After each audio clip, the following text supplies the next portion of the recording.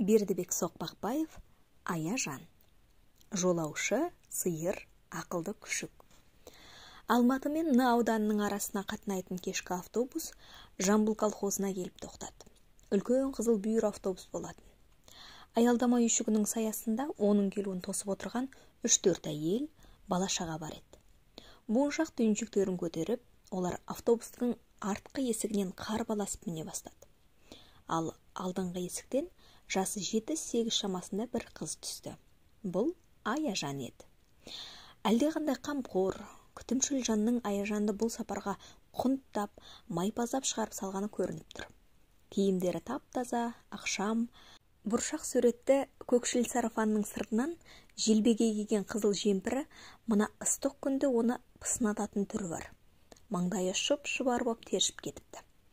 Өз бойына үлкендеу ап-ауыр қара чемоданды мақшия көтерген бойда Аяжан тас жолдың шетіне шығып тұрды.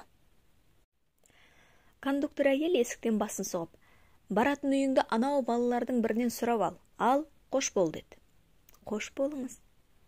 Автобус есіктерін шиқ еткізіп жауып алды да түтінін пырс-пырс етіп кете барды. Бұл мал өрістен қайта бастаған кешкі мезгілі.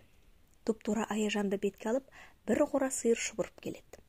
Бұрын мұндайды көрмеген Аяжан әлгілерден сескеніп сасайын деді. Япырай, неге ешкім қарсы алмайды? Мамам телеграмма беріп хабарлайым деп еді ғой. Бұлар қайда жүр деген ой Аяжанның басында үрейлі сезіммен араласып құйын болып ұйтқыды. Төңірегіне жалтақ-жалтақ қарағанмен Сарыбай атасының үйіндегілерден ешкімнің де таныс қарасы көрінбейді. Бұл кезде шұбырған сиырлардың алды Аяжанның деңгейіне келіп те қалған. Кітаптан, суреттен көргендей, немесе кинодан қарағандай емес, ойпырмай түстері мұндай суық болар ма? Мүйіздері арбиып, көздері бақырайып, өздері тіпті қорқыныштақ. Аяжанды жатсынғандай кейіппен сиырлар жалпақ мойындарын бұра қарап қояды. Аяжан қаптаған қалың сиырдың ортасында қалды. Не істерін білмей тұр. Мамасы келесі жексенбіде өзім алып барайын дегенде көнбеген өзі еді. Өрімінез ұстап, өзімде бар алам, жолдың тап үстінде автобус тоқтайтын жердегі атамның үйін таба алмайым ба? Таба алам, жұрттан сұрап алам деп құлшынған. Сонысының ағаттық болғанын Аяжан енді түсініп өкініп тұр. Бір жақсысы, сиыр айдаған екі бала осы кезде Аяжанның дәл қасына келіп қалған еді. Әй, балалар, Сарыбай ұстаның үйін білесіңдер ме? Деді Аяжан. Омырауы аңқиған, кеуделілеу жалаң аяқ бала қалт тоқтай қалды. Білеміз. Оның қасындағы су жаңа шибарқыт костюм киген, велосипед жетелеген қоқыл өңді фуражкалы бала. Сарыбайдың үйі анау арғы көшеде деді. Аяжан жалына сөйледі. Мені сол үйге ертіп апарыңдаршы. Керек болса өзің бар, деп велосипед жетелеген бала жайына жүре берді. Мен сиырлардан қорқып тұрмын. Осы кезде Аяжанның дәл артқы тұсынан пыс-пыс еткен жат сыбыс естілді. Ол артына бұрылып қарай бере бақырып жіберді. Арбиған екі мүйіз желкесіне тақалып қалған екен. Аяжан еліктей шошынарығып жалаң аяқ баланы барып құшақтай алды. Отты көздері бақырайып, уыз жүзі дір-дір етіп қуарып кетіпті. Жалаң аяқ бала, сөзбейді ол, қорықпа, деді Аяжанға. Әлгі фуражкалы бала Аяжанның бұл қылығына күлемін деп түкірігіне шаш алып қиқылдап шеқылдады да қалды. Аяжанды шошытқан қызыл сиыр бұл кезде оның орында қалған чемоданын ұзын қызыл тілін сүйреңдетіп жалай бастаған еді. Өйткені чемоданнан бұрқырап алма иісі білініп тұрған. Өй, оңбаған қусасық, деп жалаң аяқ бала қолындағы таяғымен сиырды жіберіп ұрды. Баланың періп жібергендігі ме, жоқ әлде ыңғай солай болды ма, таяқ сиырдың қақ маңдайына қадала тиді де анадай жерге ұшып кетті. Сыбағасын алған қусасық жалт бұрылып, шеңбірек атқан ауыр тоқ қарны зірк-зірк етіп қаша жөнелді. Ә бәлем, сол керек саған, деп Аяжан іштей сүйсініп қалды. Жалаң аяқ бала оған қызыл сиырдан табанда өш алып бергендей болды. Майлаяқ, әкел таяқты. Жалаң аяқ баланың соңына ерген ала күшігі бар еді. Қармақ тәрізденген қайқы құйрығын бұлғаңдатып, едірие қарап тұрған. Иесіне ол екі айтқызбады. Тұра жүгіріп барды да, сиырдың басына тиіп, ұшып кеткен таяқты тістеп алып келді. Мына күшіктің ақылдысын қарай көр деген оймен Аяжан жалаң аяқ баламен майлаяққа кезекпе-кезек қарады. О рас, Жалаң аяқ бала қайырымдылық істеді. Аяжанды Сарыбай ұстаның үйіне ертіп апармақшы болды. Ап-ауыр қара чемоданды да ол көтеріп алды. Өзім алып жүрем, деп Аяжанның бергісі келмеп еді. Бер, мен алып жүрейін деп жалаң аяқ бала одан тартып алғандай болды. Бұл баланың аты Ораз еді. Әке-шешесі осы колхоздың мүшесі, әкесі комбайншы, шешесі мектепте үй сыпырушы. Аяжан мен Ораз жөн сұрасып танысып та үлгерді. Сен қай класста бітірдің? Деп сұрады Аяжан. Екіншіні, деді Ораз. Өзіңше? Мен біріншіні бітірдім. Әлгі бала сенімен бірге оқи ма? Қай бала? Әлгі велосипед жетелеген бала. Жоқ, ол 4-ші оқиды, деді Ораз. 4-шіде? Деп Аяжан таңғалғандай болды. Бойы кішкентай, әйтпесе оның жасы менен үлкен, 11-де, деді Ораз. Ал сен қаншадасың? 9-дамын. Мен декабрьдің 11-інде 8-ге толам, деді Аяжан. Екеуі осылайша тез үйірлесіп, бірін-бірі жатсынбай сөйлесіп келе жатты. Ораздың көзі томпақтау біткен әдемі қара торы жүзіне Аяжан бейілдене іш тартып қарайды. Дала күннің жарқын мол сәулесіне оның қол сирақ, мойны қайыстай болып күйген. Аяжанның табиғаты да қара торыға жақын еді.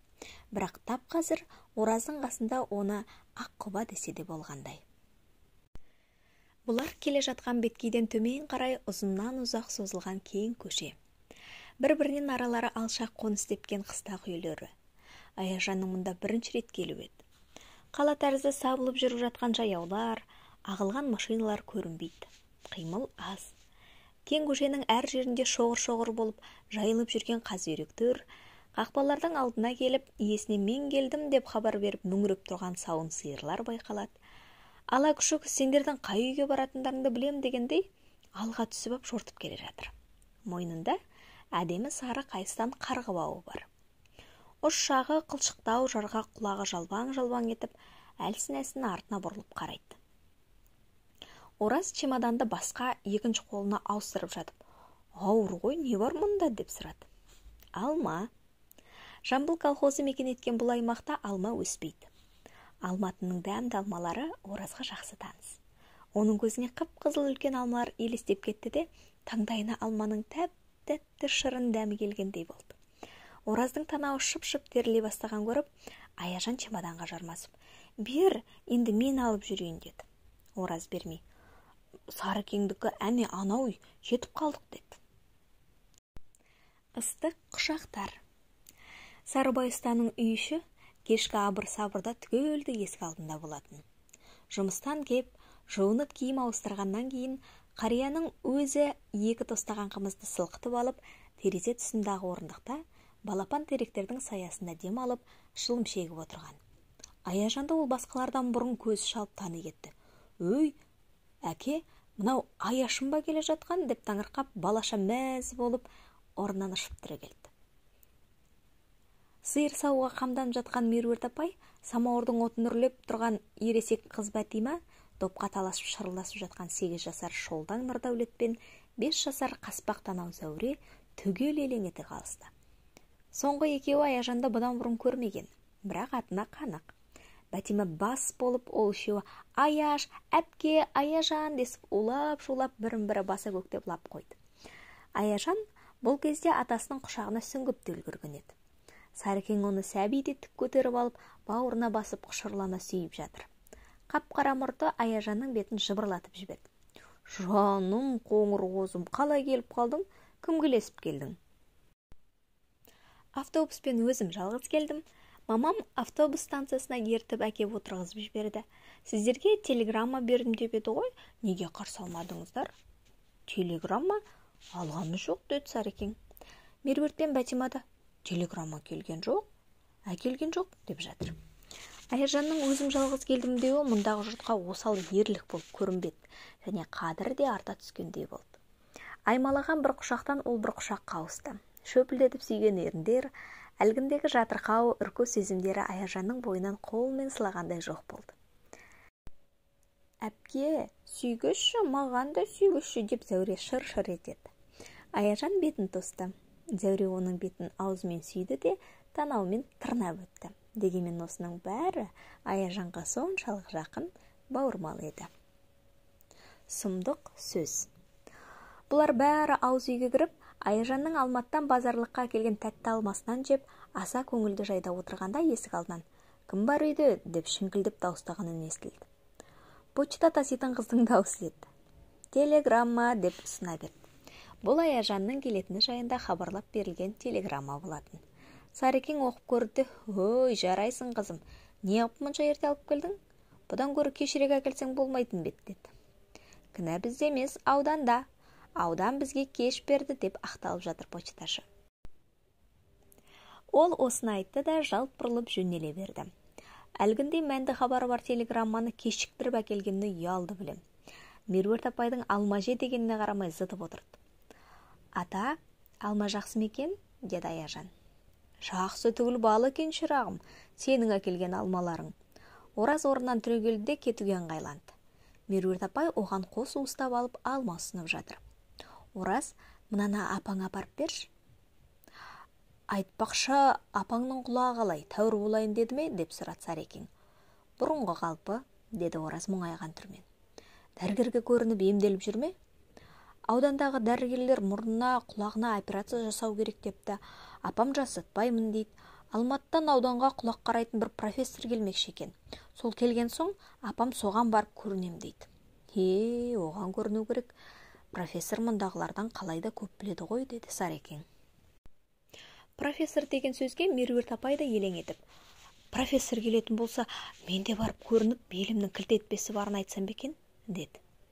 Оның сөзін Сарекең қалжыңға айналдыра басады. Бар, беліңді тағы басқа кілт ететін жерлерің болса түгел көрсет. Ана босап жүрген тістеріңді, түскен тістеріңді де көрсетіп, алтыннан тіс салғызып қайт. Сарекең осыдан кейін байсалып тұрды. «Профессорды сен өзің кім деп ойлайсың?» деді. «Кім көрінгеннің кілт еткен, сылт еткен жерін шұқылап отыратын біреу деп ойлаймысың? Оның алдына бару да оңайды түсе қоймас». Меруерт апай да беріле қоятын емес. Енді әдейілеп келген соң көрінем деген жұртты түгел қарса несі кетеді? Түгел қарап үлгере ала ма? Мықтаған да ол мұнда 5-6 күнге ғана келеді. Ал көрінсем дейтін жұрт толып жатыр. Солардың ішінен ол мұндағы дәрігерлер емдей алмағандарды ғана қарайды. Профессор деген ол сенің күлімханың емес, үйбасы өз аяғынан қыдырып ауру іздейтін деп. Сарекең осындағы санитар қызда да сөзіне қыстыра кетті. Сарекең мен Меруерт апайдың профессорды сарапқа салған әңгімесі осымен тынды. Бұл кезде Ораз есіктен шығып та кеткен еді. Аяжан оның соңынан ойлана қарап қалыпты. Ол Сарекеңнің жүзіне жалт бұрылып, «Ата, оның апасының құлағына не болып еді?» деп сұрады. Нұрдәулет киіп кетті. «Тауға отынға барам деп жын ұрып керең болып қалған» деді. Нұрдәулеттің сөзі үйдегілерді түгел шошытты. «Тәйт, мына неме не сандалады?» деді Сарекең. «Уй, оңбаған жап аузыңда. Оны саған кім айтты?» деді Меруерт апай. Әке шешесінен қабат зеку естіген Нұрдәулеттің жүні дереу жығылып, «Балалар сөйдеді» деп күмілжіді. «Оны айтқан балалардың өздерін жын ұрған» деді Сарекең. «Қайдағы сұмдық сөзді қақшып алуға сен де құмар екенсің. Ендігі ара осындай бірден естейін сенен. Аузыңа темір қыздырып басам». Бұдан кейін Сарекең Аяжанға істің мән-жайын түсіндіріп айта бастады. Ораздың шешесі осы көктемде мектепке отын әкелуге 4-5 әйел болып, машинамен тауға барған екен. Сонда машиналары шұқанаққа тығылып, бір күн бір түн бойына далада қарлы жаңбырдың астында қалады. Жұқа ғана киіммен барған әйел бишаралардың үстері мал-мандай су болады, өздері тістеріне сақылдап әбден тоңады. Міне сол жолы Ораздың шешесінің 2 құлағы бірдей тарс бітіп естімей қалады. Кейбір есуастар оны жын ұрғаннан болды деген сөзді шығарып алыпты. Жын ұрмай, суықтан болған кесел, деді Сарекең. Бейшара жақсы адам еді, әйтеуір аяқ астынан бір-ақ күнде қор болып қалды ғой деп Меруерт апай аяушылық білдірді. Аяжанның сезімтал жүрегін бұл әңгіме аяздай қарып, мұздатып жіберді. Аяжан кім? Ол болашақта кім болады? Сарыбай ұста ұлдан 3 ағайынды еді. Ең үлкені өзі Сарыбай. Одан кейінгілері Кәрібай, Дәрібай. Кәрібай отан соғысы майданында 1942 жылы қаза тапты. Ең кенжелері Дәрібай. Дәрібай Алматыда институтты бітірді. Одан соң аспирантураны оқып бітірді. Одан соң диссертация қорғап, ғылым кандидаты деген атақ алды. Қазір педагогикалық институтта сабақ береді.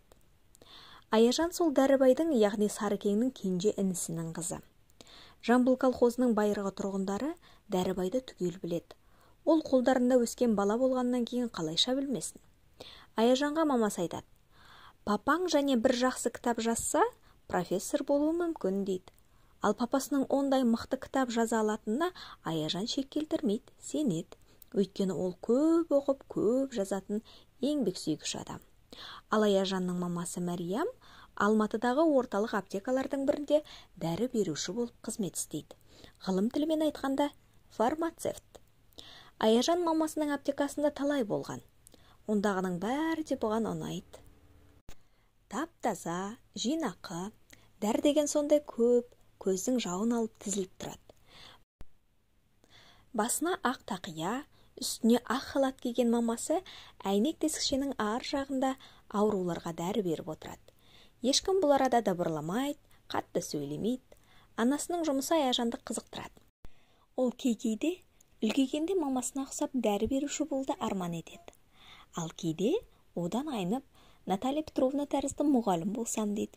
Наталья Петровна Аяжанның мұғалимасы. Тағы бірде аспандағы самолетті көріп ұшқыш болғысы келеді. Кейде Аяжан осыншама көп арманның қайсысына құлаш ұрарын білмей, папасымен кеңес алмақ болады. «Папа, айтшы, кім болған жақсы?» деп сұрайды. Дәрібай айтады: «Мамандықтың ішінде жаманы жоқ. Кім болсаң да бол. Ешкім бола алмай қалсаң, ең жаманы сол» дейді. Бұл сөзде терең мағына жатқанын Аяжан аңғарады. Аяжан екінші рет қорықты.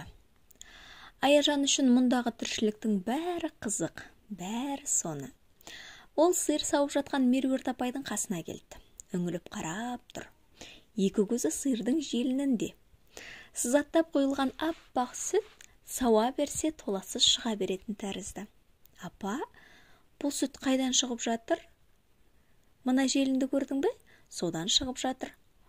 «Оны онда кім қойып қойған?» Аяжанның бұл сұрағына Меруерт апай ғана емес, қасында тұрған кішкентай Зәуре де күліп жіберді. Меруерт апай сүтті желінге ешкімде құйып қоймайтынын, ол сиыр жеген жем шөптен пайда болатынын айтып түсіндірді. Картоп егісінің шетіндегі айдалмай тың қалған жердің көгалында 4 қаз және қаздың есейген 10 шақты балапаны жайылып жүреді. Аяжан қызықтап әлгілердің қасына таман келді. Қаздар сүп-сүйір тұмсықтарымен нәзік көк шөпті бырт-бырт үзіп, бірімен бірі бәсекелескендей бас көтермей жайылуда. Малға ұқсап та шөп жейтінін Аяжан білмеуші еді. Әрі қызықтап, әрі таңырқап, ол одан гөр жақындап келді. Тап сол кезде қаздардың ішіндегі қарала мойын ірілеу біреусі күтпеген оқыс мінез көрсетті. Мойнын Аяжанға қарай созып жіберіп, аузын ашып, ысылдап тістейін деп жүгіріп келеді. Аяжан жаман састы. Баж еткен даусын қалай шығып кеткенін өзі де білмей жалп беріп қаша жөнелді. Сәл болмағанда жауыз қаздың тістеп алуы ықтимал еді. «Уй, әкі не болды?» деп ана жақтан Сарекең ұшып түрегелді. Бақшаның талдан тоқылған есікшесінен атып шығып, Аяжан артына бір-ақ көз тастады. Ала мойын қаздың қоңқырап келіп, жете алмай қалғанын көрді. Аяжанның жүрегі дүрс-дүрс етіп, кеудесіне сыймай тұрды. Бұл оның бүгін осы ауылға келгелі мықтап екінші рет қорқуы еді. Нұрдәулет пен жауыр көк есек. Аяжан осыдан кейін секемшіл болып алды. Байқау керек екендеген ойға келді. Байқамаса, оған бұл араның мал, құс, үйді түгелде жаулық ойлайтын түрі бар. Қызыл сиыр анау, қаз мынау, екеуі оны мықтап 2 рет шошытты. Жауыр көкесек көшеден митің басып бейсауды өтіп барады. Аяжан бұрыштан баспағып бар қарап тұрды. Көкесек бұны сезіп қойды. Тоқтады да Аяжанға жатсынған көзбен үлкен басын жайлап бұрып қарады. Содан соң құйрық жалын, құлағын тікірейтіп, аузын арандай ашып ақырмасы бар ма кеп? Даусы мұндай ащы, мұндай қорқынышты болар ма? Тіпті жер тірілдеп, үйлердің қабырғасы солғылдап кеткендей болды. Аяжан зытқан бойда келіп Сарекеңнің қойнына бір-ақ қойып кетті. Ек шыбыным, ол жаман есек қой, тимейді. Жай өзінің ақырғаны ғой, деп Сарекең Аяжанда аясын алып жатыр. Әпке, есектен де қорқасың ба? Деп күліп Зәуре мәз. Мен бұған мініп алып әкесін танытайын, деп Нұрдәулет тұра жүгіріп барады да көкесектің мойнына жармаса кетті. Содан соң мініп те алды. Зәуре, маған бір шыбық әперші, әне, ана жатқан шыбықты әпер. Зәуре Нұрдәулетке шыбық әперді. Есектің сауыр тұсына мініп алған Нұрдәулет бүйіріне дікің-дікің тебініп, мойын қапталына шыбықпен осқылап, қос аяқтата шаптырып барады. Ол енді Аяжан көрсін деп бір қызық істемекші болды. Сырмінез көкесектің бел арқасындағы жауырын шыбықпен осып-осып жіберді. Сол-ақ екен, көкесек артқы екі аяғын аспандатып туладай кептірсің, ол оның жауыр-мауыр сынғандай істейтін үйреншікті айлас еді. Тулап барады. Нұрдәулет есектің арқасына екі қолымен тіреніп, қопаң-қопаң етеді. Бір кезде ол ауып барып жалп етіп құлады да қалды. Көкесек, сенен рас құтылдым ба, жоқ өтірік құтылдым ба дегендей, артына бір қарап қойып, желе жортып безіп барады. Аяжанға бұның бәрі естен кетпестей керемет қызық болып көрінеді. Мұндай қызық тіпті циркте де бола қоймас. Әлгіндегі қорқынышы жайына қалды. Ол ішегі сілесі қатып, рахатқа батып, күліп жатыр. Сүйкімді Қошақан. Бүгінгі бір ғана кештің өзінде Аяжан көп нәрсені көріп білді. Ауыл тіршілігінің қалаға ұқсамайтын талай түрлі қыры мен сыры бар екенін аңғарды. Мұндағы мал мен құстан оның запы болып қалғаны соншалық, тіпті Сарекеңнің аулаға кіріп келе жатқан қозылы қойларын көріп те періп ұр жөнелді. Ата, ананы қараш? О, не шыбыным? Ана сүзейін деп келеді. Еке, ол қой ғой, тимейді, ол сүзбейді. Мүйізі бар ғой басында. Бола берсін, қой деген ол жуас мал, кісіге тимейді. Қойлардың жуастығы мінездерінен көрініп те қалды. Ешкімге, ештеңеге қақтығып соқтықпастан, олар қораның алдына барып, өздерімен өздері болып, тоқтықтан ыңыраны түсіп тұр. Шабандап ақырын күйіс қайырып қояды. Кенже туған бұп-бұйра қара Қошақан енесінің ар жағына бір шығып, бер жағына бір шығып емет. Қарны ашқандықтан емес, еркелеп еметін тәрізді. Тұмсығымен желінді түртіп қалып, содан соң айналып енесінің екінші жағына шығады, тағы да сөйтеді. Өзі сондай әдемі, сүйкімді, әлгі еркелік қылығы бойына жарасымды. Қошақанның бұл қылығына енесі шытынаған мінез білдірмейді. Қайта рахаттауып, сүйсінгендей болады. Бойын кере түсіп, Қошақанның емі үшін жайлырақ тұруға тырысады. Аналық мейірім білдіріп, қозының жұп-жұмсақ жылы құйрығынан мекрені бескейді. Аяжанның Қошақанға қызыққаны соншалық, оған бірте-бірте жақындай түсті. Аяжанға ол тірі малдан көрі бейне бір жанды ойыншыққа көбірек ұқсайтын тәрізді. Ата, мынаны ұстауға бола ма? Болады. Аяжан әлде батар емес. Әпке, мен ұстап берейін деп Зәуре Қошақанды құшақтап көтеріп алды. Қозының босанғысы келіп тыпыр-тыпыр етеді. Нәп-нәзік тікше аша тұяқтарымен Зәуренің омырау түймелерін сырт-сырт тепкіледі. Зәуре оны сонда да босатпай, мә деп Аяжанға алып келді. Аяжан жүрексініп тұрып, әуелі қозының арқасынан сипады. Жүнінің жұмсақтығы жібекте екен. Содан соң тәуекел деп көтеріп алды. Жеп-жеңіл екен. Қошақан енді әлгіндей толауында қойды. Тек жыбыр-жыбыр еткен кішкентай түкті еріндерімен Аяжанның бетін сілемелеп жіберді. Ата, мынаны қараш, мені сүйейін деп жатыр. Ол сондай ақылды қозы. Кім өзін жақсы көрсе біледі, деді Сарекең. Малдың ақылы бола ма? Болғанда қандай. Кейбір ақымақ адамнан мал ақылды келеді. Обалай. Кешкі тамақта Аяжан өзі үйіндегідей биік столда емес, дөңгелек аласа столда отырып ішті. Ыңғайлы болу үшін атасы оның астына кішкентай аласа орындық қойып берді. Алыстан келген сыйлы қонағымызсың. Есік төрімізді бірінші рет көріп отырсың, сенің жолың үлкен деп, Меруерт апай оны төрдің қақ төбесіне отырғызды.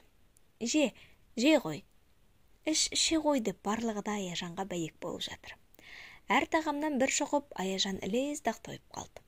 Тамақтан соң Аяжанның кітап оқығысы келді. Нұрдәулеттен: «Жақсы кітаптарың бар ма?» деп сұрады. «Бар еді, тозып қалды». «Кәне көрсетші». Нұрдәулет Аяжанды төреге бастап жүрді. Май жаққан добалдай нанын қолына ұстап, олардың соңдарынан Зәуреде қалар емес. «Сен тамағыңды әуелі жеп бол, содан соң орнымнан бірақ тұр» деп Аяжан оған ақыл айтып жатыр. «Әне көрдің бе? Әпкең дұрыс айтады. Тамақтанып болып, дастарханнан бірақ тұру керек». «Өнегелі бала сөйтеді» деп Сарекең Аяжанның айтқанын мығымдай түсті. Зәуре аш қалуға бар, ал Аяжан мен Нұрдәулеттен қалуға жоқ еді. «Жеп болдым» деп ол қолындағы шала желінген нанын дастарханға тастай берді. «Мұның да жақсы емес. Тістегеннен кейін жеп дауыс. Сенің сілемейіңді кім жейді? Итке тастай ма?» деді Аяжан. Қылығының тетірлеу болғанын түйсінген Зәуре «Өзім ақ жеймін» деп тізерлеп отыра қалды да нанын қарып асап жей бастады. Нұрдәулеттің кітап қағаздары қоңыр тумбочканың ішінде болатын. Қақпағын ашып кеп жібергенде бірнеше кітап журнал умаждалып шашылып түсті. Журналдар балдырған журнал еді.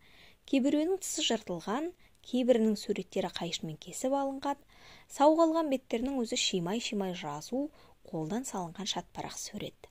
Сия тамған, май тамған лас. Аяжан шошып кетті. «Мынаның бәрін кім бүлдірген, кім жыртқан?» «Өзі?» деп Зәуре сұқ қолымен Нұрдәулетті көрсетті.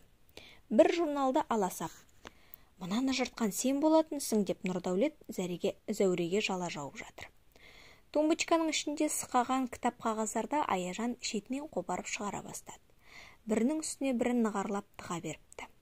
Мойдодыр, Гайдардың РВС пен Кивальчишы, Әлімбаевтың менің ойыншығым, Маршактың аңқау шыққаншығы, бірінші классқа арналған қазақ тілі, ана тілі кітаптары бәрі аралас. Бәрінің де түрлері алба-жұлба. Енді бірсыпыра кітаптар жүнін жұлған тауықтай тап-тақыр. Мұқаба деген атымен жоқ. Авторының кім екенін, қандай кітап екенін білу мүмкін емес. Мына бір жалғыз бірақ Степа қайдан екен? Аяжан оны суретінен бірден таныды. Енді бір кітаптардың басы барда аяғы жоқ, тағы біреулердің аяғы барда басы жоқ. Кітаптармен араласып басқа да дүниелер шығып жатыр.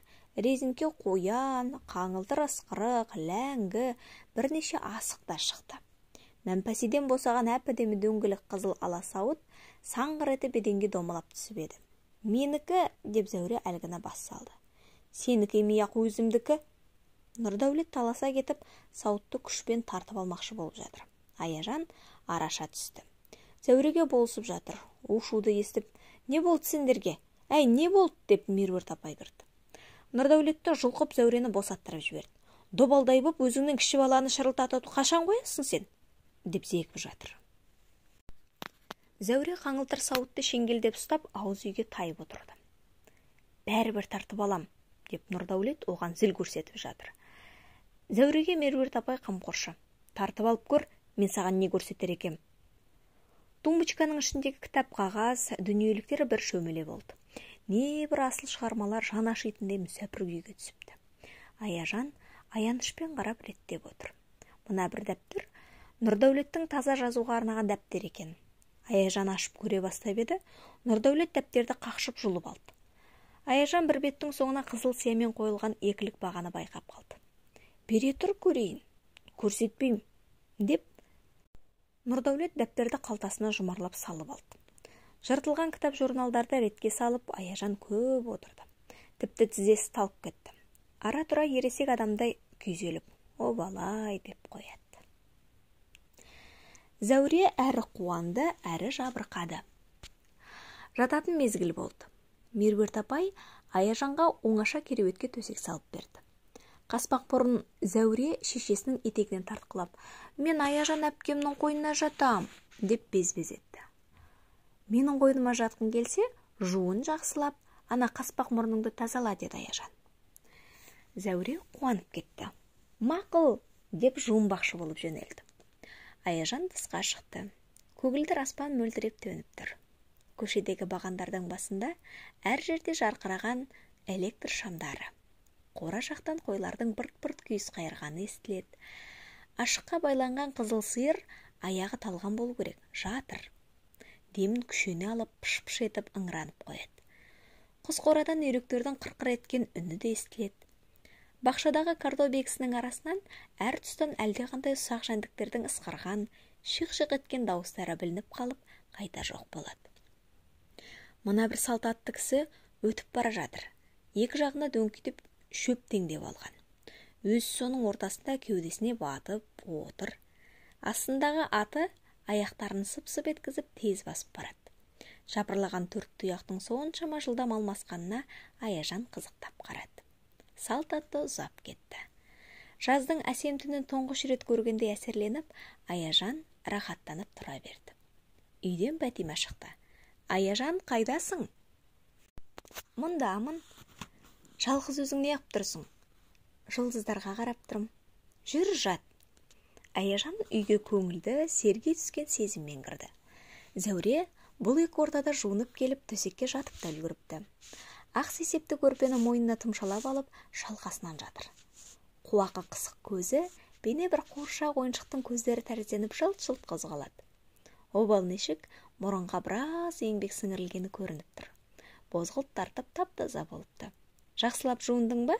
Деді Аяжан. Я, аяғыңды жудың ба? Зәуреде үн жоқ. Аяжан бір кәптің бар екенін дереу сезді. Көрпені ашып жіберіп қарады. Сөйтсе, Зәуренің сирақтары күндізгі сол салпақ-салпақ қалпында екен. Аппақ төсеніштің әр жеріне аяғының ізі де түсіп қалыпты. Мынауың не? Аяғыңды жумапсың ғой. Мен мұрнымды жудым. Мұрның жуылмасын. Әуелі мына аяқтарыңды жуу керек еді ғой. Қараш, тап-таза төсеніштің үстінен торай жүгіріп кеткендей қылыпсың. Зәуреге орнынан тұрып террасадағы қол жуғышқа қарай екінші рет баруға тура келді. Оның жүзінде Алматыдан келген қонақ әпкенің алдында ұялып қымсыну да, Аяжанның қойнына жатам деп, өзіне өзі мынадай машақат тілеп алған үшін қиналып, жабырқау да бар еді. Ғажап түс. Аяжан түс көрді. Түсінде ол Сарыбай атасының үйінде біраз күн қонақ болып, енді қалаға қайтайын деген екен. Сарекең, Меруерт апай, Бәтима, Зәуре, Ораз бесеуі шығарып салмақ болып, автобус аялдамасына қарай оны ертіп келе жатыр. Ап-ауыр қара чемоданды бұл жолы тағы да Ораз көтеріп алыпты. Кенет бұлардың соңынан у-шу нәзік бір дауыстар естілді. Аяжан жалт бұрылып қараса, міне ғажап, құмырсқадай өріп осылай қарай дүрліге қашып келе жатқан кілең ши аяқ бірдіңілер. Әлгілердің соңынан қолыңа таяқ ұстаған Нұрдәулет алқым-жұлқым боп ол жүгіріп келеді. Шияқ нәрселердің немен екенін Аяжан енді ғана байқады. Кілең жыртық кітапшалар мен журналдар екен. Аяжан бірден таныды. Қоңыр тумбочканың ішіндегі Нұрдәулеттің кітап журналдары. Аяжан, бізді алып кет. Біз сенен қалмаймыз, сенімен бірге кетеміз деп шың-шың кеткен аянышты дауыстарымен безілдеп жалынып келеді. Тоқтаңдар, жандарыңның барында қайтыңдар. Әйтпесе мен сендерді бұдан әрмен быт-шыт қылам деп Нұрдәулет зәрлене қуып жете алмай келеді. Аяжан не істерін білмей аңырап қарапты. Жыртық кітап журналдардың арасында аузы кертілген сынық сия сауыт, сынық қаламсап, жарық сызғыш секілді бір талай кемтар заттар қоса келе жатыр. Соның қай-қайсысы да Нұрдәулеттен зәбір жапа шегіп, мүгедек халге түскен бұйымдар. Ыза болған Нұрдәулет жете алмаған соң қолындағы жуан ақ таяғымен әлгілерді жіберіп кеп ұрды. Сөйтіп еді, таяқ қадала барып сия сауытқа тиді. Сия сауыт күл парша болды. Сол-ақ екен, сынған сия сауыттың ішінен көпіршіген көкпеңбек қою сия бұрқ етіп, жерден шыққан судай боп қайнап шыға бастады. Нұрдәулет арғы еңіс жақта болатын. Лезде ол ағынды сия өзеннің ортасында қалды. Сияның асау толқыны біртін-біртін молайып өсіп барады. Теп-тез Нұрдәулеттің кеудесінен келіп қалды. Нұрдәулет сасып ойбайлай бастады. Асау толқын оған ырық беретін емес. Енді бір кезде Нұрдәулетті жанқатай қақпақылдап ағызып алып та жөнелді. Сарекең, Меруерт апай, Бәтима, Ораз барлығы оған қол ұштарын беріп құтқарып алмаққа қуа жүгірісіп келеді. Бірақ ешқайсысы да Нұрдәулетке жете алмады. Нұрдәулеттің енді тек қылқиған басы ғана көрініп бара жатыр. Бір кезде лықсып келген және бір биік толқын оны қылқып жұтып мүлден көмді де кетті. Аяжан өз даусынан өзі шошып оянды. Ет бетінен жатқанға бастырылыңқырап терлеп қалыпты. Үй іші жап-жарық. Терезеден күн сәулесі құйылып тұр. Қасындағы Зәуреден басқалардың бәрі түрегеп кетіпті. Осы кезде сырттан үйге Нұрдәулет кіріп келді. Аяжан ендіге қуанып: «Ой, Нұрдәулет, барсың ба?» деді. Бармын. Ой, мен бір түс көріппін, ғажап түс. Мен де түс көріппін. Менің барлық кітабым менен қашып, сенің соңынан жүгіріп барады екен, деді Нұрдәулет. Аяжан аң-таң болды. Содан соңғысын ұмытып қалдым. Ұмытсаң, мен айтып берейін, деп Аяжан Нұрдәулеттің түсін жалғастырып айта бастады. Ұятсыз Нұрдәулет. Таңертеңгі шайды ішіп болғаннан кейін Аяжан Нұрдәулетке: «Қағаз желімдейтін желім тап. Мен сенің жыртық кітап журналдарыңның бәрін бүтіндеп жөндеп берейін», деді. «Жөнделеме, қайтып жөндейсің. Желім тап, қайтып жөндегенімді содан соң көресің». Ораз келді. Кешегідей алқам-салқам киінбеген, жалаң аяқта емес, жайнап, қатып киініп алыпты. Үстінде таптаза жаңа ақсары теннистка, бұтында бүрме шолақ шалбар, аяғында да әлі шаңда қонып үлгермеген су жаңа сары туфли. Жарасымды етіп талғанмен киінгені көрініп тұр. Ораздың басында газет «Пилотка». Оның қақ маңдайына қатқыл қағаздан ойып қызыл бояумен боялған 5 бұрышты жұлдызша қадап алыпты. Бір шекесіне таман қисайта киген ықшам пилоткасы да, оның маңдайындағы шымқай қызыл жұлдызшасы да әп-әдемі. Ораздың келісті жүзін одан бетер өткірлеп жарасып тұр. Ораздың қолында қармақ, соңында ала күшік. Ала күшік жұмыссыз емес, аузына тістеп алған кішкентай қаңылтыр шелекшесі де бар. Аяжан: «Мынау немене?» деп сұрады. «Онда қармаққа шаншатып пұшылаушын да бар», деді Ораз. Аяжан онша түсінбесе де деп қойды. Оразы Аяжанды балық аулауға шақыра келген екен. Аяжан қуанып кетті. Оразбен қайда болмасын баруға болатынына ол шек келтірмейді. Бірақ үйден бір жаққа рұқсатсыз кетіп қалу деген оның салтында жоқ нәрсе. «Апамнан рұқсат сұрайын», деді Аяжан. Меруерт апай Аяжанның кіммен баратын білгеннен кейін рұқсат етті. «Байқа шырағым, өзеннің терең иірім жеріне құлап кетіп жүрме», деп ескертті. Мұндағы өзен пәленде қорқынышты терең яки ағынды өзен емес. Бірақ балыққа бай. Балыққа Нұрдәулет те бармақшы болды. Біресе үйден, біресе қораның ішінен, біресе шатырдан іздеп қармағын таба алмай жүр. «Апа, қармағымды көрдің бе?» Меруерт апайдан сұрайды. «Мен бағып отырмедім, тұрақты бір жерге белгілеп не қоймайсың?» «Бәтима, сен көрдің ба менің қармағымды?» «Көргем жоқ». Нұрдәулеттің қармағы қамбадан табылды. «Әпке, мен де барам. Сендерге қармаққа шаншатын шегіртке ұстап берем», деп Зәуре делесті. Аяжанның қасынан оның екелі қалар түрі жоқ. «Сіңбір, сүрт мұрныңды. Мен саған қанша айтам, мұрныңа ие бол», деп. Бала деген су бойынша бір қауым екен. Рахатқа батып, шуылдасып, шомылып жүр. Кейбіреулер жайда құмдауыт жағада ет беттерінен, шалқаларынан күнге қыздырынып жатыр. Ауыл балаларының қоладан істеген мүсіндей қап-қара боп күйген денелеріне Аяжан қызыға қарайды. Енеден туған қалпында тыр жалаңа шомылып жүргендер де бар. Аяжанға бұл ұнамады. Кешегі Ораздың қасында велосипед жетелеген бала да осында екен. Ол анадай жерде көгалда бір қолымен жер теріп, жамбастап киімшең отыр. Қасында серейіп велосипеді жатыр. Оның шомылмай не күнге қыздырынбай елден ерек тершіп, киімшең пысынап отырғанына Аяжан қайран қалды. «Сен неге шомылмайсың?» «Су суық, бір жерімнен шаншу ұстап қалады». Бұл баланың аты Меліс екенін Аяжан соңыра білді. Әкесі осы колхозда председатель екен. Шомылу Аяжанның жаны құмар ісінің бірі. Түбінде ұсақ тастары көрініп, мөлдіреп жатқан тұнық суға ол бір сүңгіп шыққанша асық болды. «Ораз, шомылайық», деді. «Кел». Нұрдәулет те шешініп жатыр. Ол трусейіне дейін сыпырып тастаған көріп Аяжан: «Ұятсыз, трусеймен шомыл», деді. Нұрдәулет тыңдаған жоқ. Жағада күнге қыздырынып жатқан біреулердің үстінен секіріп өткен бойда суға барып күмп берді. «Ұятсыз Нұрдәулет».